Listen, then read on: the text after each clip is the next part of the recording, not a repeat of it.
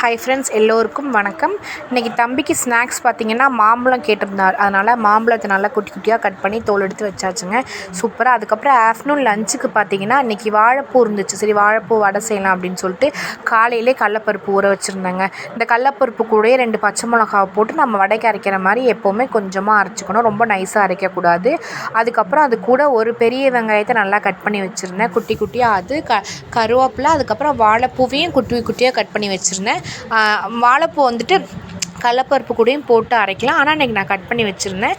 அது கூடவும் சோம்பும் போட்டுட்டு தேவையான உப்பு போட்டு நல்லா மிக்ஸ் பண்ணிக்கோங்க. மிக்ஸ் பண்ணி எண்ணெய் நல்லா சூடானதுக்கப்புறம் நல்லா வடைக்கு போடுற மாதிரி தட்டி போட்டு எடுத்து வச்சுக்கோங்களேன். வாழைப்பூ வடை சூப்பராக ரெடி ஆயிருங்க.